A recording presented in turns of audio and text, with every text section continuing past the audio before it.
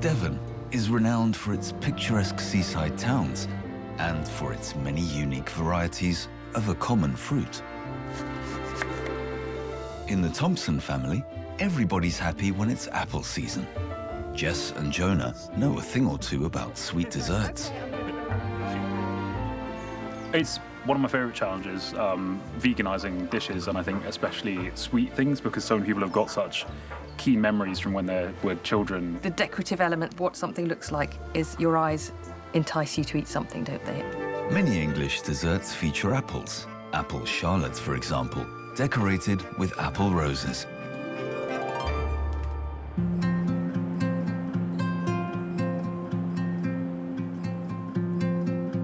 Summer is still in the air, but the nights are getting cooler. Tom and Jess Thomson moved to Devon 5 years ago. In their new home of Cornwood, the villagers share a communal fruit orchard. The Thomsons' children also followed them from London's commuter belt to Devon. Daughters Connie and Lily, and Lily's boyfriend Jonah. Super good. What's it like? Super sweet. Yeah. Like, really nice. Kind of like apple juice. Super, super good. Devon is known for its apples. You'll find orchards like this popping up all over Devon, in people's gardens. Most people's gardens will have an apple tree. In the 1950s, many apple orchards were turned into fields for crops. Today, some are trying to recultivate the old varieties and are experimenting in the kitchen with their often unusual flavours. It's kind of like a pear. Yeah, almost. It has that texture, doesn't it? We've got Farmer's Glory, the All-Doer, which I'm imagining is possibly an all-round kind of apple, does everything. Beauty of Bath. I think that's Those it. are the ones we've got These left. are the ones we've got left. That's slap my girdle. Alrighty. There you go. Donated by the Women's Institute. Very Apparently it's a important. really good all-rounder. A lot of the older varieties will have disappeared through just lack of usage. Different change in the population's wants. The rise possibly of the superstore, where you're just seeing a Gala apple, a Braeburn apple, and that's it. So that's the beef apple one. Where do you want to hang it, Connie? To go here? Maybe in a wee bit. With just 25 trees, this apple orchard is on the smaller side. Tomorrow is picking day.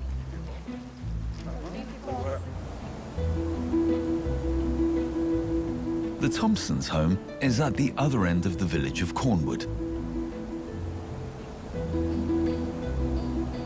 Using the apples that they picked today, as well as muscovado sugar and vegan butter, Jess and Lily are making a winter variation of apple blondies, a cousin of the brownie. Cool. Chop. Do you need a sharper knife than that, Lily? That's a good one. For her light brownie, Jess uses a mix of sweet apples. Are you enjoying peeling? I'm enjoying Having a great peeling. time. I'm having a wonderful time. I'm going to do a couple of these, get them chopped up.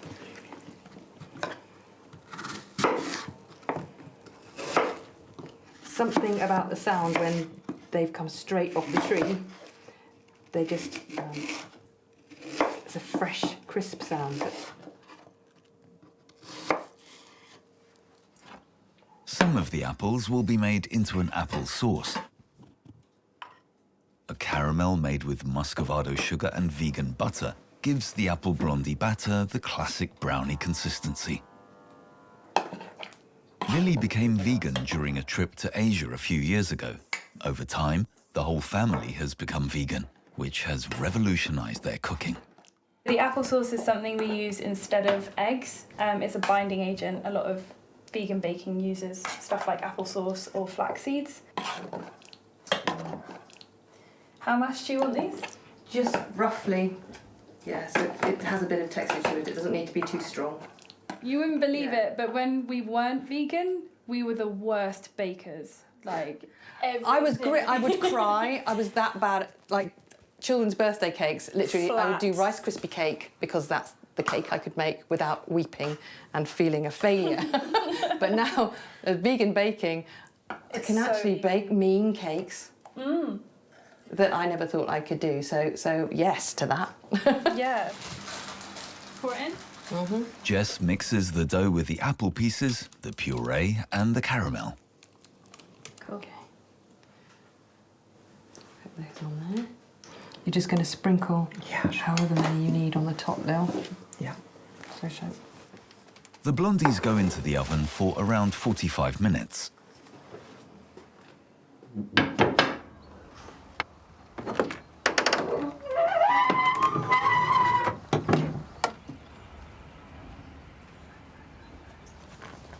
Tom has done many jobs over his lifetime, from agriculture to construction. Drill nuts and washers. One drill. At the same time as they moved to Devon, the Thomsons founded a vegan catering startup. This is the end of the festival season for us. Now we're back into the smaller, more intimate markets where this little fella's gonna do its bit and be our pride and joy for the winter. The converted horse box needs refurbishing before it can be towed to its next location. I think our food is so popular, and as a vegan vendor, it's so popular because it's good. That's the crux of it, you know, it's good food. The family business is called Hedgerow Hound, a typical play on words intended to appeal to British festival goers. Oh, back to you. And forward. Perfect. Well, it should sell out nicely. This festival we were stood next to a hog roast stand with just pure pork, and we didn't know they were going to be there, but we had a vegan pulled pork option on, and I think we might have been a little bit busier than them. That's ready for next weekend, isn't it? Yeah, saw it. Well done. The remaining apples are used to whip up a quick dessert, an apple crumble. The dish needs only a few ingredients and is a classic of English cuisine. Particularly important is the crunchy topping. Your crumbs.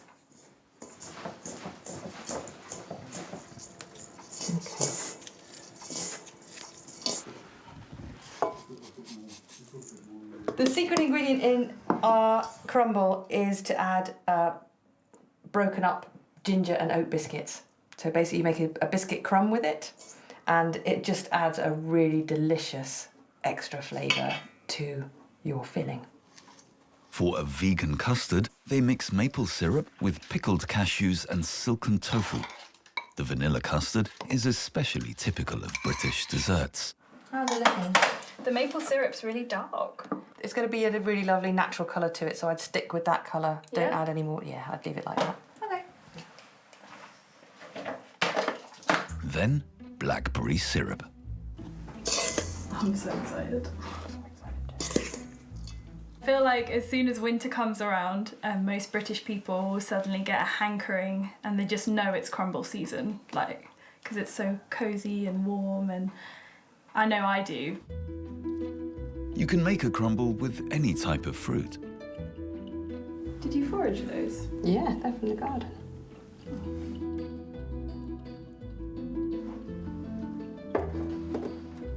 The crumble will go into the oven for 40 minutes. Here's the crumble. Hey, yo. Hey! How's it going? You've been super busy. Yeah. Oh, what we got? We got some crumble. Crumble. Crumble and custard. Just a little bit of crumble. So is that the cashew custard? Yeah, cashew, tofu. Ooh, I haven't tried Get a that blackberry yet. Bit lemony. Yeah. We can do this more often. Can we do it in the summer? Yeah. Autumn only. We won't get any berries in the summer. Ah. Really good bite. Oh, that's great. With the tartness of the berry as well. Yeah, I thought Lovely. there.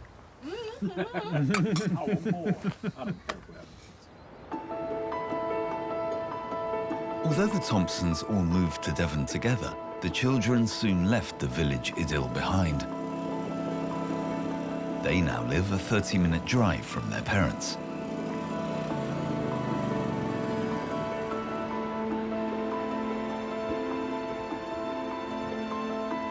The coastal town of Plymouth is in the southwest of Devon. For the sea power of Great Britain, the port city was once a gateway to the world. Today, little remains of its former glory. But living space is cheap, and the decayed charm of the city attracts many young people and artists.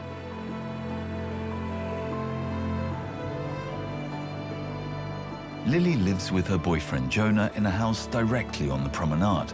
It's a top location for a low price. But there's still much work to be done on the old house.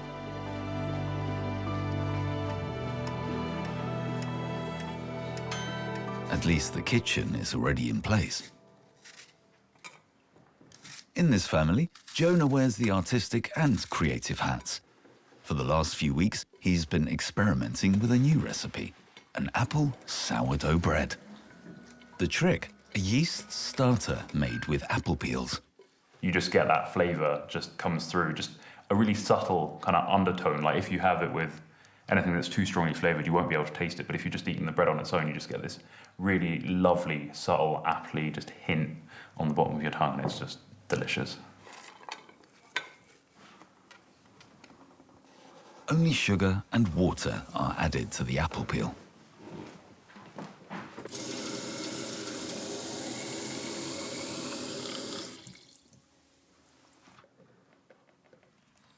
Cool, so this one just needs to sit for 72 hours. Every morning and evening, give it a little shake, and then open it in the evening, just let those airs out so it doesn't build up too much. And then in 72 hours, that's ready to use in a bread bake. And then this has been sat for 72 hours, and you can see it's got a little bit of bubbling around the top, and it'll have a little bit of a fermented smell to it. And it might even hiss a little bit when you open it, and that means it's really live and good to go.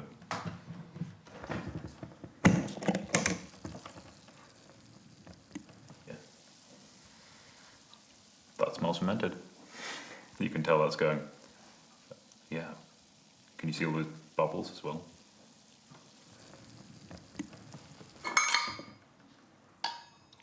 Jonah uses the yeast-rich starter water to make a sourdough. For the next 5 days, this will be repeatedly fed with flour.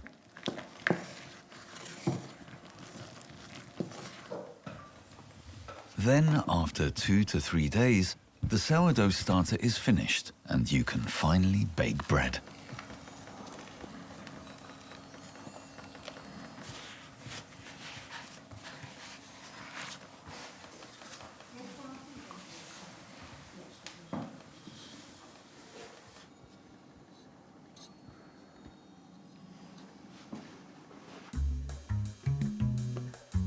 The vegan blondie creation is ready to be served. Lily is responsible for the organisation of the family business.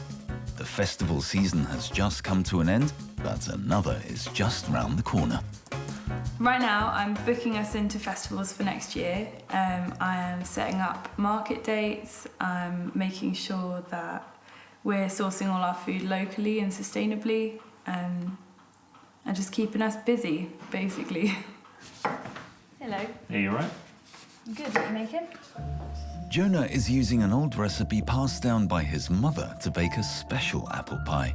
It's a recipe with a secret ingredient. It's got a little bit of cider in there, just to marinate the apples in, to kind of add a bit of extra fun. Perfect.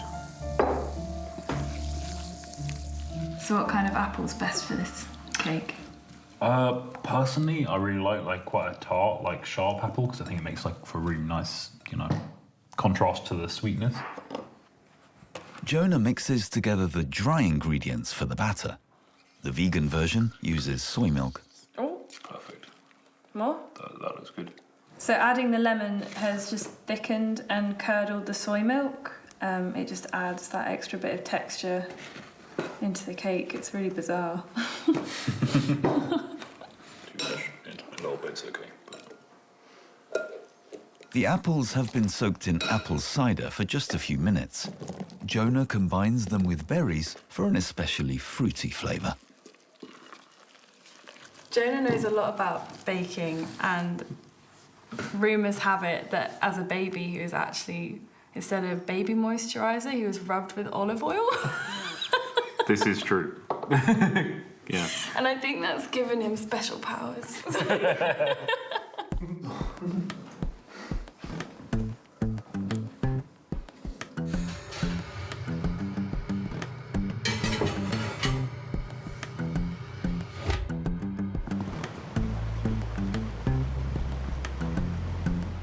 Directly behind the village of Cornwood is Dartmoor, one of Devon's 2 national parks.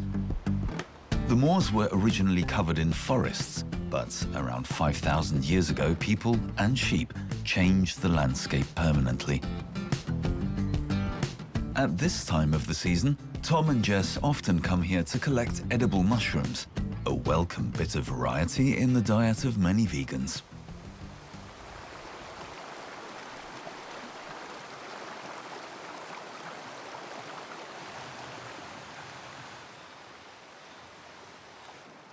This piece of woodland offers the perfect conditions. Oh,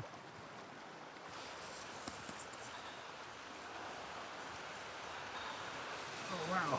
It's an oyster mushroom, just a little colony of them. In fact, a lot of them, all under here. Absolutely delightful. Hello. Hello. Sit right down. Yeah. Wonderful, isn't it? Yeah, perfect. Never seen Bit so many older, but down that's here. okay. Yeah. Beautiful. When I was 16, 17, and as a student farmer, you don't get paid a great deal.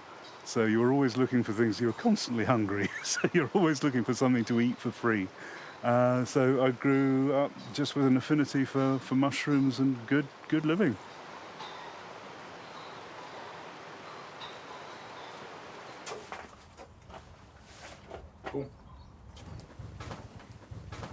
With its spicy and nutty flavour, the hen of the woods mushroom will help refine this evening's meal. The converted horse box even has its own stone oven. Jonah's vegan pizzas go down a storm at the music festivals.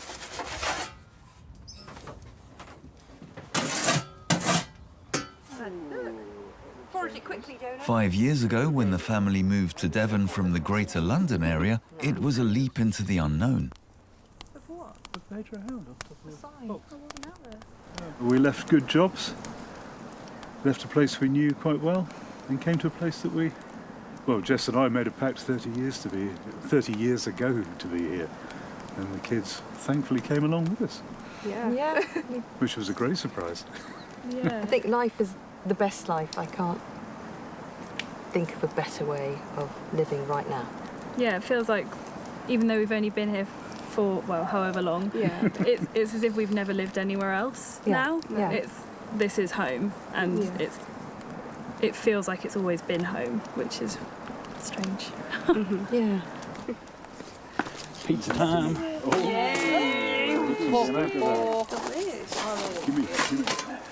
So we've got hen of the woods, freshly foraged, all with a bit of tomato sauce. So I hope you guys are hungry. Do that again.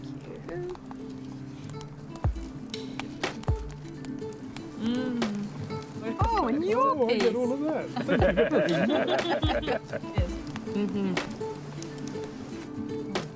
Hen of the woods on there. The flavour's lovely, isn't it? You can tell it's just so fresh. texture.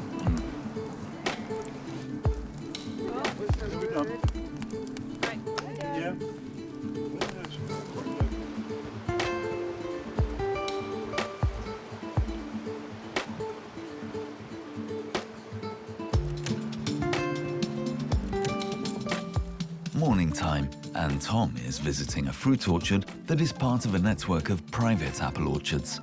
It's one of many such community initiatives in Devon. So this is the Penquit. This Penquit is what Red? we call the Penquit Red. Tom is borrowing a cider press for the upcoming harvest.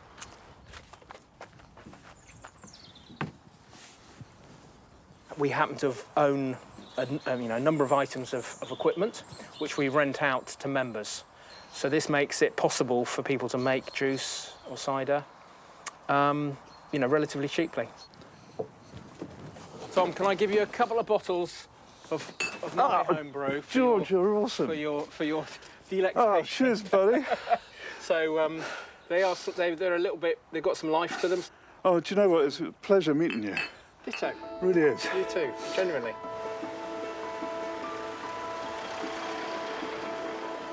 The route back to his village of Cornwood takes Tom right across South Devon and through Dartmoor National Park.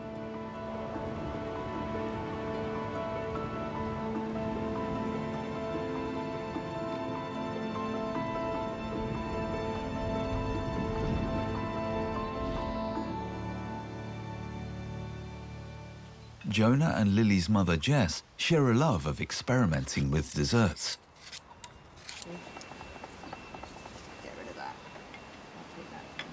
Today, they're making a vegan apple charlotte. It's one of my favourite challenges, veganising dishes, and I think especially sweet things, because so many people have got such keen memories from when they were children of eating different sweet treats that when you can find something that people miss, it does tend to be the sweet things. You do that one and I'll start chopping, yeah? Yeah, cool. For the filling, they use slightly sour cooking apples. I'm going to go and make the applesauce, so if you fancy cutting the crusts off the bread, that would be great. Sure thing, yeah. Okay, see you in a bit. Cool, see you in a bit. This is what makes apple charlotte so special. The base of the small cakes is made not with dough, but toast bread.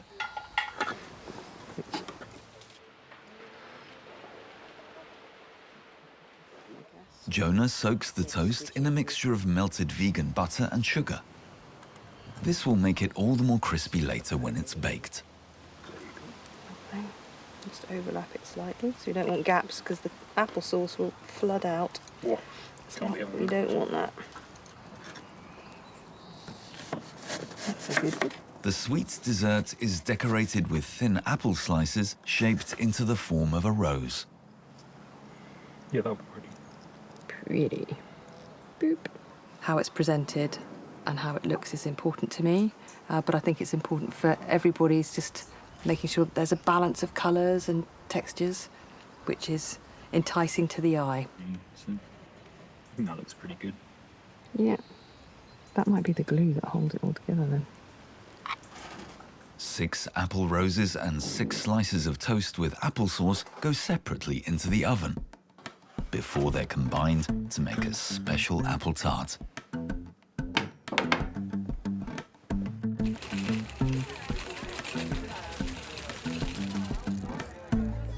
It's lunchtime, and many villagers are already out and about in the apple orchard.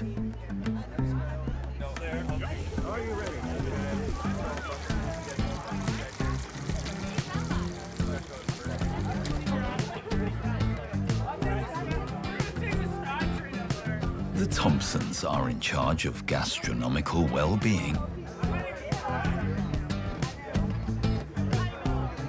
For the harvest workers, the food is free. The apples are gifted by the trees, the village treasury covers the rest. Jonah has brought his apple sourdough bread. There's a hint of apple. It's a kind of subtle note of apple.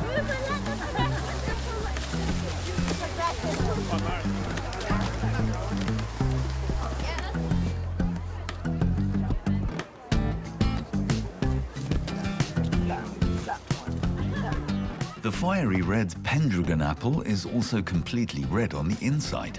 Tom uses it to add flavour and zest to a coleslaw. The Thomsons prepare yet another popular dish from the preceding festival season: hogless roast, vegan pulled pork made with jackfruit.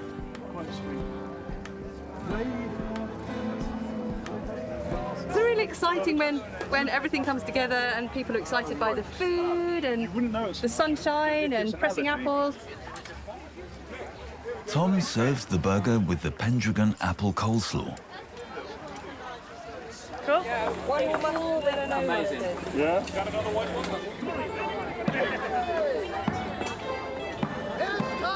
According to an age-old tradition, a Morris dance drives out any malevolent spirits, so the trees can produce a rich harvest again next year.